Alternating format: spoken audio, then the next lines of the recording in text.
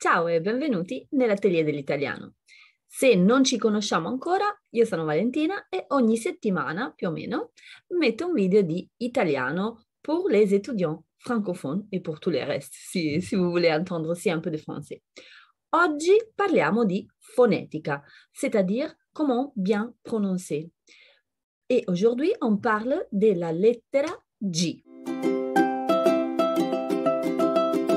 Il y a à peu près un an, j'avais mis une vidéo sur la lettre C, la lettera C, perché in italiano non ci sono moltissime regole di pronuncia, ma alcune sì, e molte sono relative a queste due lettere. Donc, si vous savez comment prononcer la lettre C, plus ou moins, c'est similaire à la lettre G.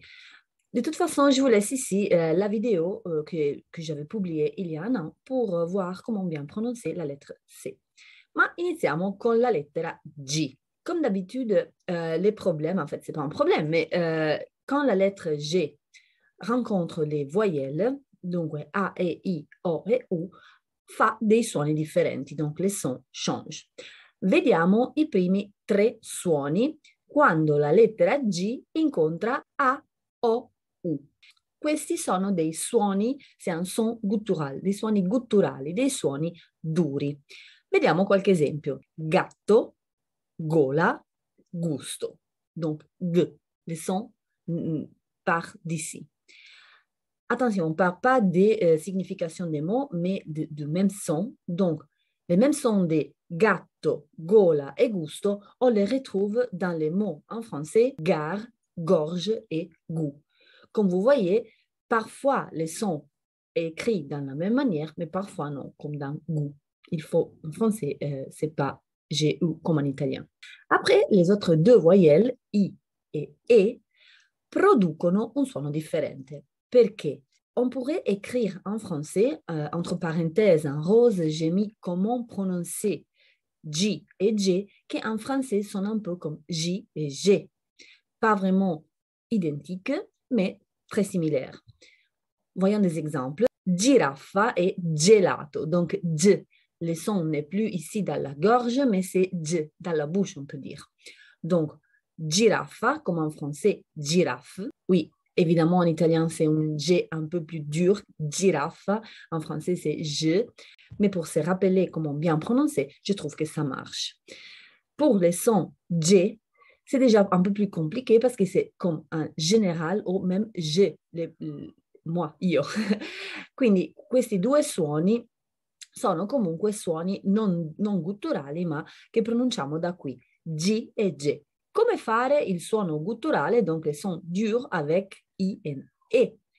Oui, parce qu'en italien, on a les sons G et G. Comme avant, j'ai mis en rose comment les sons G et G est écrit en français, mais en italien, on l'écrit pas comme ça, on l'écrit en rajoutant un H. Donc, se io metto una H, la lettre H in italiano è H, entre G e I o G e E, il suono diventa G e G, come nelle parole ghiaccio e spaghetti. Donc, G, G.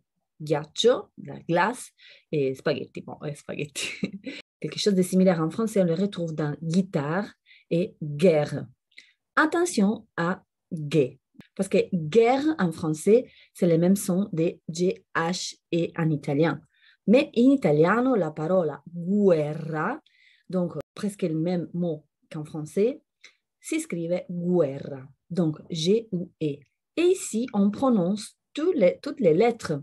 Donc, on ne dit pas guerra, mais on dit guerra. Même chose pour Guinea, donc la Guinée, Guinea. Donc, quand vous retrouvez un ou, rappelez-vous que c'est un des sons durs qu'on a vu au début de la vidéo, donc gu. Donc, pas guerra ou Guinea, mais guerra ou Guinea. Comme toujours, je vous rappelle de vous inscrire à la chaîne en cliquant ici en bas, même sur la petite cloche si vous voulez recevoir une notification chaque fois que j'ai publié une vidéo. J'ai aussi una page Facebook e Instagram. On se voit la semaine prochaine. Grazie e vi aspetto anche nei commenti se avete qualcosa da chiedermi o da dirmi. Ciao!